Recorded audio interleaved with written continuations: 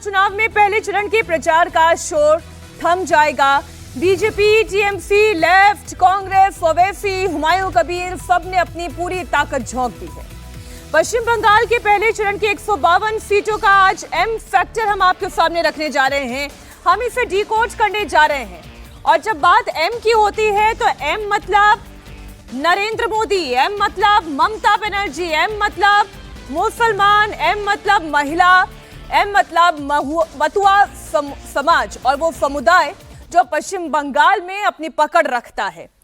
पश्चिम बंगाल की माटी और मानुष यानी बंगाली भी और गैर बंगाली हिंदू भी।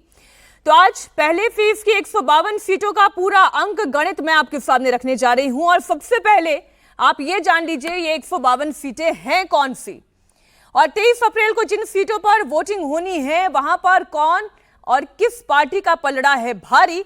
तो आइए सीधा आपको बड़ी स्क्रीन पर लिए चलती हूं। चार बेहद खास मेहमान हमारे साथ जुड़ेंगे, उनके साथ विमर्श भी होगा, चर्चा भी होगी।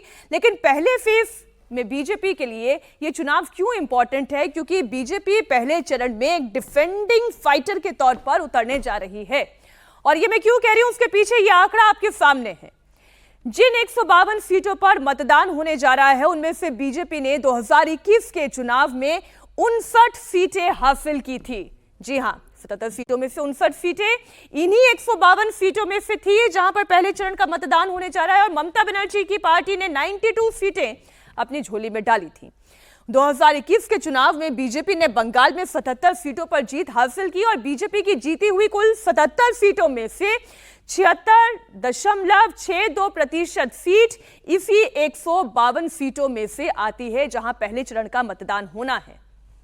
23 अप्रैल को जहां वोट डाले जाएंगे। 2021 की अगर बात करें तो टीएमसी ने इन्हीं 215 में से 92 सीटें इन्हीं 192 सीटों में से हासिल की, यानी कि उनका प्रतिशत 42.79% का रहा।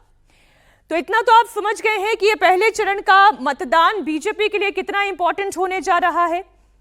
इस पहले चरण के मतदान में बीजेपी को वो कौन कौन सी सीटें हैं जो सिक्योर करनी है, वो 59 सीटें कौन सी है जहां पर बीजेपी को अपनी ताकत बचाकर रखनी है, वो भी आपको बता दें। पहली फेज में 16 जिलों की 152 सीटों पर वोट डाले जाएंगे। इनमें उत्तर बंगाल के 8 जिले, दक्षिण बंगाल के 3 और जंगल महल अंचल के 5 जिले शामिल हैं। जरा ग्राफिक हमारे दर्शकों के सामने रखें। जिन जिलों में वोटिंग होनी है उसमें मुस्लिम बहुल जिले आते हैं, मालदा, मुर्शिदाबाद। इसके अलावा किन किन जिलों पर वोट डालने जा रहे हैं वो आपके सामने रख दें। अलीपुरद्वार वो सीट जहां पर हिंदू मेजॉरिटी में है, जहां 2021 के चुनाव में बीजेपी 5 सीटें जीत पाने में कामयाब रही। यहां पर बीजेपी के लिए समीकरण सध रहा था। कूच बिहार की 7 विधानसभा सीटें जहां पर 74% से ज्यादा हिंदू वोटर है, यहां पर बीजेपी ने 7 की 7 सीटें यहां पर उन्होंने विजय हासिल की। जलपाईगुड़ी की 4 सीटों की बात करें तो यहां पर भी बीजेपी के खाते में क्लीन स्वीप इसलिए हुआ क्योंकि यहां पर 81.51% हिंदू वोटर्स की आबादी है। दार्जिलिंग इसके अंतर्गत आने वाली 5 विधानसभा सीटें जहां पर 74% हिंदू आबादी है, यहां पर बीजेपी 5 की 5 सीट सिक्योर करने में कामयाब रही। सवाल यह है कि क्या बीजेपी का आंकड़ा यही रहेगा या टीएमसी का आंकड़ा इसमें कुछ फेरबदल कर सकता है। टीएमसी की ताकत कुछ बदलाव ला सकती है। अब वो जिले जहां पर मुकाबला टीएमसी के पलड़े में भारी दिखाई देता है। नॉर्थ दिनाजपुर इसके अंतर्गत आने वाली कुल 9 विधानसभा सीटों में जहां पर मुस्लिम आबादी हिंदू आबादी के अनुपात में ज्यादा है, वहां पर टीएमसी का ग्राफ भी बढ़ जाता है। 7 सीटें यहां से टीएमसी जीत पाने में कामयाब होती है। साउथ दिनाजपुर की 6 सीटें जहां पर अगर आप देखेंगे कि हिंदू आबादी ज्यादा है 73% से ज्यादा हिंदू आबादी, इसलिए बीजेपी यहां पर 3 सीटें जीत पाती है।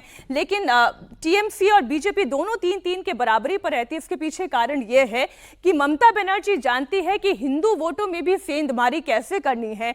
फिर चाहे महाकाल मंदिर का ऐलान हो, चाहे दुर्गा बाड़ी मंदिर का ऐलान हो, या फिर दुर्गा पूजा पंडालों की बात हो।